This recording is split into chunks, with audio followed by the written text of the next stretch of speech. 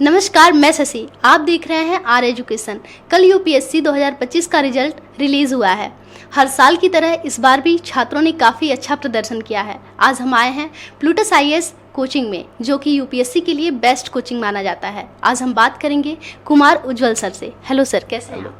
मैं बढ़िया हूँ, बहुत अच्छा हूँ और उन सभी स्टूडेंट्स को जिन्होंने सक्सेस पाया उन सबको बधाई देता हूँ और ख़ासकर जो पीएसआईआर के स्टूडेंट्स हैं उनको विशेष बधाई।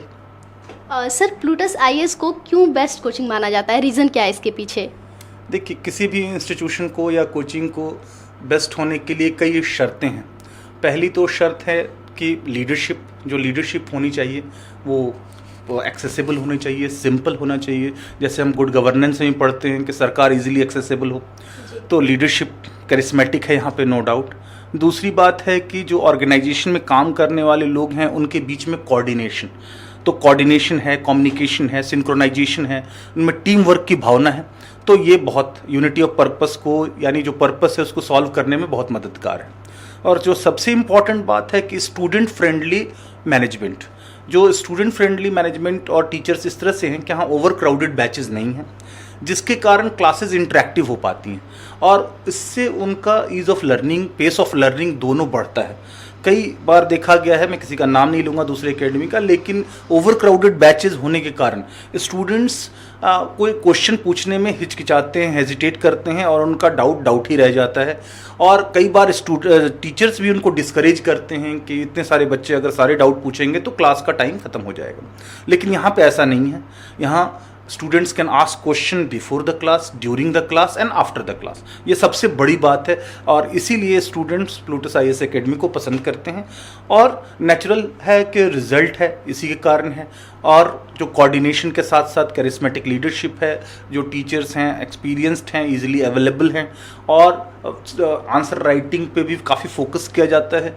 और सबसे बड़ी बात जो मैं last but not the least, वो है स्मार्ट लेबर से ही इस एग्ज़ाम को क्रैक कर सकते हैं, प्लेन लेबर से नहीं कर सकते। और स्मार्ट लेबर सिर्फ कहने से नहीं होगा। स्मार्ट लेबर में कई कंपोनेंट हैं, जिसमें रीडिंग एंड राइटिंग को अक्सर लोग स्टडी समझ लेते हैं, लेकिन reading and writing is not only study. इस एक प्रोसेस है जिसमें रीडिंग राइटिंग के साथ रिकॉल भी करना, पिक्चराइज भी करना, कंटेक्चुअलाइज भी करना, फार्मूलाज भी बनाना, डायग्राम्स भी बनाना, उसको आंसर राइटिंग प्रैक्टिस करना, एक आइडियल आंसर्स क्या क्या कंपोनेंट्स होते हैं उसको जानना, कि वर्ड लिमिट, टाइम लिमिट, बहुत सारे ऐसे वेरिएबल्स हैं। तो ये सारी चीज़ों को यहाँ पे बहुत ज़्यादा केयर किया जाता है और यही रीज़न है कि ये बेस्ट एकेडमी माना जाता है। सर, मेरा दूसरा सवाल ये है आपसे, आपके पढ़ाने का स्ट्रेटेजी क्या है? बिल्कुल, देखिए, ये आपने बहुत अच्छा क्वेश्चन पूछा कि बहुत सारे लोग जो स्टूडेंट्स आते हैं क्लास में, वो पहले क्लास में इसी चीज़ को हम लोग डिस्कस करते हैं कि स्ट्रैटेजी क्या होना चाहिए। तो सबसे पहले I presume that students are zero, means we are starting from clean slate, को ज़ीरो लेवल से स्टार्ट करते हैं। ये मान के चलते हैं कि स्टूडेंट्स को कुछ भी नहीं आता, यानी कि अगर पीएसआईआर पढ़ रहे हैं तो उनको स्टेट का भी पता नहीं है, गवर्नमेंट, लॉज, कॉन्स्टिट्यूशन, किसी चीज़ का पता नहीं, liberty, equality, justice, power, authority, legitimacy. तो पहले 4 to 5 classes basics and fundamentals होती हैं, जिसमें कि पूरी तरह से बेसिक्स और फंडामेंटल्स को क्लियर किया जाता है, जिस फॉर्मेट में बुक में नहीं है, लेकिन हम लोगों ने स्टडी मटेरियल बनाया हुआ है। तो पहला लेयर जो है हो गया बेसिक्स एंड फंडामेंटल्स का, और सेकंड जो है वो फिर सिलेबस के अनुसार चलना। इस सिलेबस को पढ़ने का एक फिक्स तरीका है। अगर आप पोल साइंस का सिलेबस में देखेंगे तो पहला जो टॉपिक मेंशन्ड है अप्रोच, लेकिन ज़्यादातर अगर स्टूडेंट्स पढ़ेंगे अप्रोच तो पहली बार में ही पहले टॉपिक उनको नींद आने लगेगी। तो पोल साइंस पढ़ने का जो वास्तविक तरीका है वो ये है, सेक्शन ए का पेपर 1 में सबसे पहले वेस्टर्न थिंकर्स पढ़ें, Plato, Aristotle, Hobbes, Locke, Rousseau, J S. Mill, Gramsci, marks.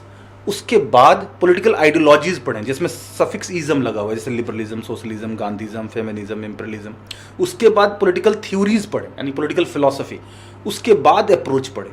तो ये एक तरीका है, और ये तरीका क्यों है? क्योंकि क्वेश्चन भी इसी ऑर्डर में पूछे जाते हैं। तो पहला बेसिक्स एंड फंडामेंटल्स हो गया, फिर अकॉर्डिंग टू सिलेबस हो गया, और उसके बाद सॉल्विंग पास्ट 10 ईयर क्वेश्चन, क्योंकि सिलेबस और पास्ट 10 ईयर क्वेश्चन ये दो सबसे बड़े एम्पिरिकल बेसिस हैं to understand the format of UPSC. और फिर लास्ट स्टेज में गिविंग ट्विस्टेड क्वेश्चन, वैसा ट्विस्टेड क्वेश्चन जो कि अभी यूपीएससी ने नहीं पूछा लेकिन पूछने की संभावना है, क्योंकि वही डिसाइसिव होते हैं। क्योंकि जो क्वेश्चन पहले पूछे जा चुके हैं वो उनका आंसर शीट बन चुका है, कई को उसके आंसर बैंक आ चुके हैं, तो लोग उसके बारे में बहुत डिबेट भी करते हैं, तो वो जानते ही हैं।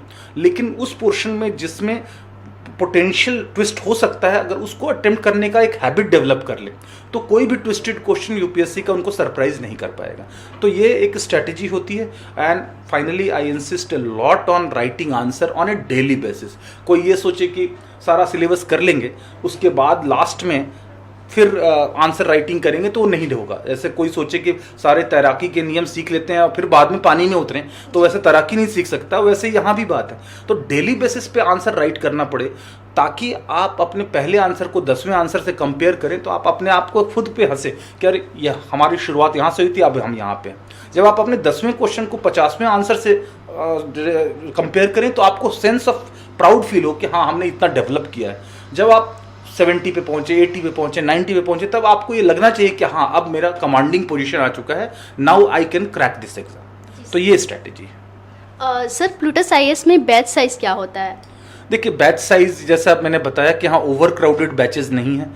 जैसे कि कैसे कई जगह जो हैं 100 से ऊपर स्टूडेंट्स बैठते हैं, यहाँ पे जो है ये लिमिट रखा गया है कि भाई 50 स्टूडेंट्स से ज़्यादा जो है वो ना बैठें, और अलग अलग बैचेस की ज़रूरत पड़े तो वो बनाई जाए, ताकि बैचेस इंटरेक्टिव रहे, पार्टिसिपेटिव रहे। Student should not be only mute Spectator, वो सिर्फ क्लास को देखें नहीं बल्कि उसमें भागीदारी करें, उसमें खुद क्वेश्चन पूछें, खुद पार्टिसिपेट करें। वन वे प्रोसेस नहीं होना चाहिए। जब 2 वे प्रोसेस होता है, जब स्टूडेंट्स क्वेश्चन पूछने का मतलब ही है कि उनमें इंटरेस्ट डेवलप हो रहा है, इंटरेस्ट स्टिमुलेट हो रहा है। क्योंकि दो ही कंडीशन में क्वेश्चन नहीं होते, या तो पूरी बात समझ में आ जाए या तो कुछ भी समझ में ना आए, और ऐसा कभी नहीं होता। हमेशा कुछ चीज़ों में पूरी तरह से समझ में आएगा, कुछ चीज़ों में कम समझ में आएगा, कुछ चीज़ों में ज़्यादा समझने की जरूरत पड़ेगी, किन टॉपिक्स में और ज़्यादा जोर लगाना पड़ेगा। तो ये तो part and parcel of the process है, कभी भी होमोजीनियस प्रोसेस तो हो ही नहीं सकता। इसी हेट्रोजिनिटी को हमें देखना है और सभी स्टूडेंट्स के नीड्स को कैटर करते हुए अल्टीमेटली जो है एडमिनिस्ट्रेटिव अप्रोच डेवलप करना है। क्योंकि जो बीए और एमए का हैंगओवर है, वहाँ पे लंबे लंबे आंसर्स लिखना और वहाँ पे पहले बैकग्राउंड पूरा बड़ा देना, यहाँ तो वर्ड लिमिट, टाइम लिमिट है 200 वर्ड्स, 150 वर्ड्स, तो वर्ड लिमिट को, टाइम लिमिट को एडहेयर करना है। और आंसर राइटिंग में कई बार लोग क्वेश्चन देखते ही लिखना स्टार्ट कर देते हैं, ये नहीं देखते कि डिस्कस है, कमेंट है, क्रिटिकली इवेल्युएट है, या थ्रो लाइट अपॉन है, या इलस्ट्रेट है। तो इन चीज़ों को ध्यान रखना, प्राइमरी डिमांड क्या है, सेकेंडरी डिमांड क्या है, और कितना सिंपलेस्ट पॉसिबल लैंग्वेज लिख सकें। क्योंकि लिटरेचर अलग है, अगर हिंदी लिटरेचर लेंगे, इंग्लिश लिटरेचर लेंगे तो बात अलग है, लेकिन जनरल स्टडीज़ है, PSIR में जितना सिंपल लैंग्वेज यूज़ करें उतना बढ़िया है। और इन सभी चीज़ों का एक success is recipe of all these variables taken together.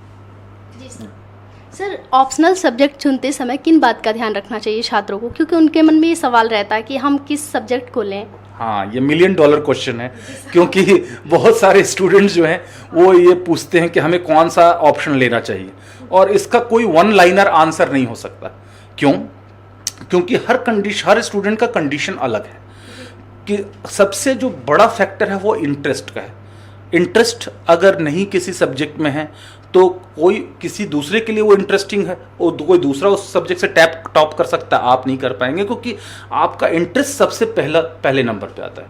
फिर दूसरा जो फैक्टर है वो है convergence with general studies and other portions, like जैसे एसे हो गया, इंटरव्यू हो गया, एथिक्स पेपर हो गया। तो पोल साइंस की जहाँ तक बात है तो कन्वर्जेंस में तो इसका कोई मुकाबला ही नहीं है, कोई दूसरा सब्जेक्ट इसके आसपास भी नहीं है। तीसरी बात देखना चाहिए स्टूडेंट्स को कि उनके पास क्या गाइडेंस और मटेरियल अवेलेबल है, क्योंकि कई ऐसे सब्जेक्ट्स हैं जिसमें NCERT नहीं है, तो उनमें जो बेसिक्स एंड फंडामेंटल्स क्लियर करना ही बड़ा स्ट्रगल होता है, उसी में 6 महीने लग जाते हैं। हमसे बातचीत करने के लिए बहुत बहुत धन्यवाद सर। आपका भी बहुत बहुत धन्यवाद, और मैं सब टीम को शुभकामना देता हूं, और प्लूटस की टीम को, और जो लोग सफल हुए हैं और जो लोग तैयारी कर रहे हैं आगे सफल होने वाले सभी लोगों को शुभकामनाएं। Thank you sir. वेलकम।